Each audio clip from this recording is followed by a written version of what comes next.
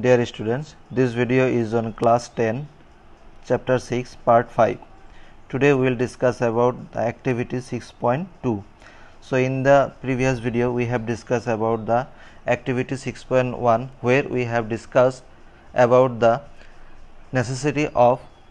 chlorophyll in photosynthesis. But in this activity we will discuss about the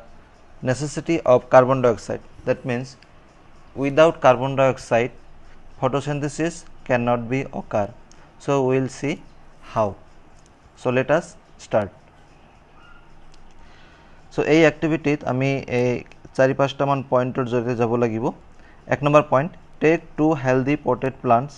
which are nearly the same size. তো প্ৰথমতে আমি কি কৰিব লাগিব, দুটা পটেড প্লান্ট ল'ব লাগিব, এই ধৰণৰ দুটা পটেড প্লান্ট আৰু দুটা একে সাইজৰ হ'ব লাগিব. Second step, keep them in a dark room for 3 days. প্রথমতে এই দুয়োটাই প্লান্ট পটেড প্লান্ট আমি আন্ধাৰ কোঠাত থৈ দিব লাগিব, যাতে তাতে ফটোসিনথেসিস হ'ব নোৱাৰে আৰু অলৰেডি যিখিনি তাতে স্টাৰ্চ জমা হৈ আছিল সেইখিনি যাতে ইউজড আপ হৈ যায়, তাৰ কাৰণে আন্ধাৰ কোঠাত বা ডাৰ্ক ৰুমত ৰখা হয়. 3 number step, now place each plant on separate glass plate. Place a watch glass containing potassium hydroxide by the side of one of the plants. তো এটো কি কৰিব লাগিব, প্ৰথমতে এটা প্লেট, এই দুটা হৈছে প্লেট, দুটা প্লেটৰ ওপৰত এই পটেড প্লান্ট দুটা ৰাখা হৈছে আৰু এটা প্লান্টৰ ওচৰত এনেকুৱা এটা ওয়াচ গ্লাস ৰাখা হৈছে, যেটো ওয়াচ গ্লাছত পটাছিয়াম হাইড্ৰক্সাইড আছে. তো পটাছিয়াম হাইড্ৰক্সাইডটো কিয় ৰাখা হৈছে, কাৰণ potassium hydroxide is used to absorb carbon dioxide. যেহেতু আমি কার্বন ডাইঅক্সাইডৰ যেটো এসেনশিয়াল আমি হেতু প্ৰুফ কৰিবলৈ গৈ আছো, গতিকে আমি এই গোটেই সেটআপটো এটা গ্লাস বেল জাৰৰ ভিতৰ কৰিম আৰু এই ওয়াচ গ্লাসটো ৰখাৰ কাৰণে এই বেল জাৰৰ ভিতৰ যিখিনি কাৰ্বন ডাইঅক্সাইড আছে এইখিনি যাতে অ্যাবজৰ্ব কৰিব পাৰে, তাৰ কাৰণে এই পটাছিয়াম হাইড্ৰক্সাইড বা KOH ইউজ কৰা হয়েছে. দ্বিতীয় যেটো পটেড প্লান্ট আসলে ইয়াত কিন্তু কোনো ধৰণৰ ওয়াচ গ্লাস কন্টেইনিং KOH মানে পটাছিয়াম হাইড্রক্সাইড কিন্তু ইউজ করা হওয়া নাই. Next, cover both plants with separate bell jars as shown in figure 6.4. So this is the figure 6.4. You see, this is the bell jar. This is the bell jar and both these plants are covered with a bell jars. দুটা কিন্তু ঢাকি দিয়া হৈছে, কিন্তু ভিতৰত কিন্তু যেটো setup আছিল এটাত কিন্তু ওয়াচ গ্লাস আছিল আৰু এটোত কিন্তু ওয়াচ গ্লাস নাছিল. Use Vaseline to seal the bottom of the jars to the glass plates so that the setup is airtight. এই যেটো প্লেট আছিল এই প্লেটত আৰু এই যেটো বেল জাৰ্স যেটো ঢাকি দিয়া হৈছে এই দুটাৰ মাজত যাতে কোনো গ্যাপ না থাকে, যাৰ কাৰণে এই দুটা গ্লাছত মাজত কি কৰিব দিছে, ভেসেলিন দি সেট কৰিব দিছে যাতে তাতে কোনো এয়াৰ সোমাব নোৱাৰে.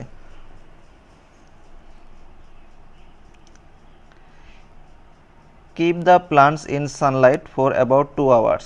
তাৰ পিছত ভেসেলিন দি সিল কৰাৰ পিছত এই দুটা প্লান্ট ৰ'দত ৰাখিব দিছে 2 ঘণ্টাৰ বাবে. Pluck a leaf from each plant and check for the presence of stars as in the above activity. তো 2 ঘণ্টা পিছত এই দুটা গছৰ পৰা এটা গছৰ পাত ছিঙি আনা হৈছে আৰু তাৰ পিছত কি কৰা হৈছে, তাত stars টেষ্ট কৰা হৈছিল. So do you remember how stars test was done in the previous activity? Yes, it is done by iodine solution. Are iodine solution তো দিয়ার পিছত যদি লিফটো যদি ব্লু ব্ল্যাক কালার হয় তেতিয়া হলে it indicates that stars is present. Indirectly we are testing, or আমি কি পরীক্ষা কৰি আছো, আমি পৰীক্ষা কৰি আছো যে ইয়াতে ফটোসিনথেসিস হৈছে না নাই. যেহেতু এটাৰ ভিতৰত কি আছিল, কাৰ্বন ডাইঅক্সাইড আগৰ পৰাই কিছু আছিল, কিন্তু এটোত কিন্তু কাৰ্বন ডাইঅক্সাইড কিন্তু কি কৰা হৈছিল, KOH বা পটাছিয়াম হাইড্ৰক্সাইডৰ দ্বাৰা কি কৰা হৈছিল, অ্যাবজৰ্ব কৰা হৈছিল. গতিকে ইয়াৰ দ্বাৰা আমি প্ৰুফ কৰিব পাৰিম যে ইয়াতে ফটোসিনথেসিসৰ সময়ত কাৰ্বন ডাই অক্সাইড প্ৰয়োজন হয় নে নহয় Do both the leaves show the presence of the same amount of stars দুটাতে কি একে সমান স্টার্স টেস্ট দেখুৱাব নেকি obviously নেদেখুৱায় কাৰণ প্ৰথম যেটো এ নাম্বাৰ যেটো সেটআপ আছিল ইয়াতে কোনো ধৰণৰ কাৰ্বন ডাই অক্সাইড নাছিল আৰু কাৰ্বন ডাই অক্সাইড নথকাৰ বাবে ইয়াতে ফটোসিনথেসিস নহব আৰু ফটোসিনথেসিস নহলে ইয়াতে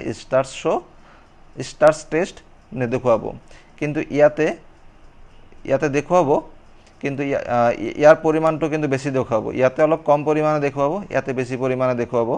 স্টাৰ্ছৰ পৰিমাণ কিয় কাৰণ ইয়াতে তো কাৰ্বন ডাই অক্সাইড আছিল আৰু কাৰ্বন ডাই অক্সাইড থকাৰ বাবে ইয়াতে ফটোসিনথেসিস হৈছে যাৰ ফলত ইয়াতে স্টাৰ্ছ প্ৰডিউসড কৰিছিল আৰু হেতুৱে টেষ্ট কৰিব আয়োডিন সলিউশনৰ দ্বাৰা so what can you conclude from this activity তেতিয়াহলে আমি এই এক্টিভিটিৰ দ্বাৰা কি কনক্লুড কৰিব বিচাৰো এই এক্টিভিটিৰ দ্বাৰা আমি এইটোৱে ক'ব পাৰো যে the setup or the potted plant with watch glass containing potassium hydroxide will show less amount of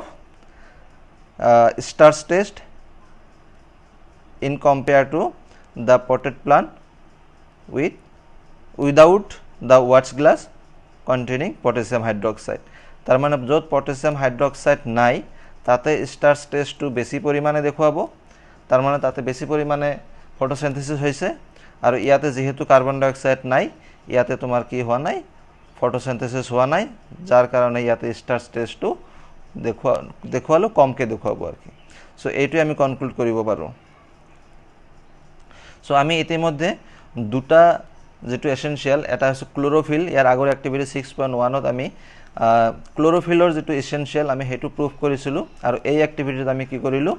carbon ডাই অক্সাইডৰ এসেনশিয়াল আমি প্ৰুফ কৰিলো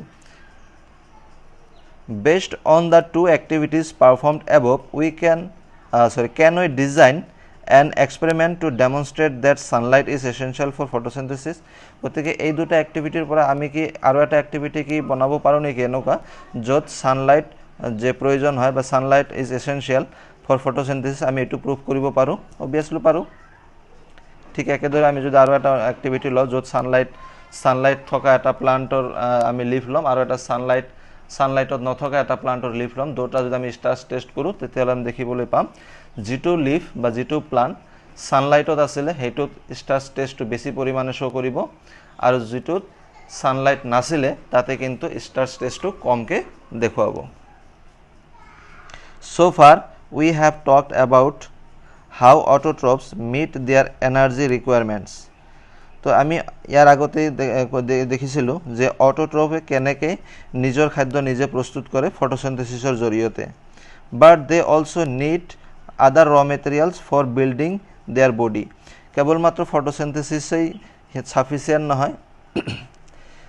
বডি বিল্ডিংৰ কাৰণে প্লান্টসে বা অটোট্ৰফ বিলাকে আৰু কিছুমান ম্যাটেৰিয়েলস দৰকাৰ হয় Water used in photosynthesis is taken up from the soil by the roots in terrestrial plants. Terrestrial plants মানে যিবিলাক plants স্থলভাগত হয় মানে মাটিত হয় তো মাটিত হোৱা গছবিলাকত পানী যেটো আমাৰ ফটোসিনথেসিসৰ ইউজ হৈছিল সেই পানীখিনি কৰ পৰা পাইছিল সয়েলৰ পৰা পাইছিল Other materials like nitrogen, phosphorus, iron and magnesium are taken up from the soil. তো পানী যেতিয়া এবজর্ব কৰিছিল পানীৰ জৰিয়তে বা পানীৰ সহায়ত অন্যান্য যিবিলাক ৰ মেটেৰিয়েলছ আছে যেনেকে nitrogen phosphorus iron magnesium these are raw materials which are also required by plants for their body building so these are absorbed by water from the soil so nitrogen বহুত ইম্পৰ্টেন্ট এটা ৰ materials হয় আৰু এই নাইট্ৰজেনটো absorb কৰা দুটা পদ্ধতি আছে আৰু এইটো বহুত ইম্পৰ্টেন্ট হয় কাৰণ এই নাইট্ৰজেন দি কি বনায় বিভিন্ন প্ৰোটিনস আৰু কিছুমান কম্পাউন্ড সিনথেসাইজ কৰা হয় so nitrogen is an essential element used in the synthesis of protein and other compounds so গছগছনিয়ে কি কৰে নাইট্ৰজেনৰ দ্বাৰা প্ৰোটিন সিনথেসাইজ কৰে আৰু কিছুমান ইম্পৰ্টেন্ট কম্পাউন্ড প্ৰস্তুত কৰে এই নাইট্ৰজেনৰ দ্বাৰা so this is taken up in the form of inorganic nitrates or nitrites. So গতিকে এই নাইট্রোজেনটো কিন্তু ডাইরেক্টলি অ্যাবজর্ব কৰিব নোৱাৰে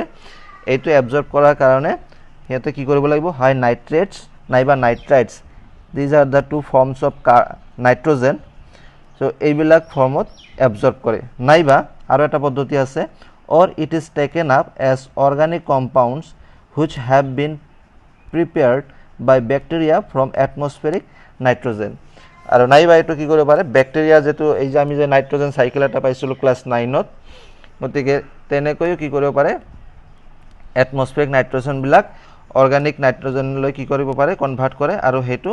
গছে অ্যাবজৰ্ব কৰে so in this two ways nitrogen can be absorbed by plants and it is used to synthesize some important compounds that is protein. So this is all about today's video. Thank you.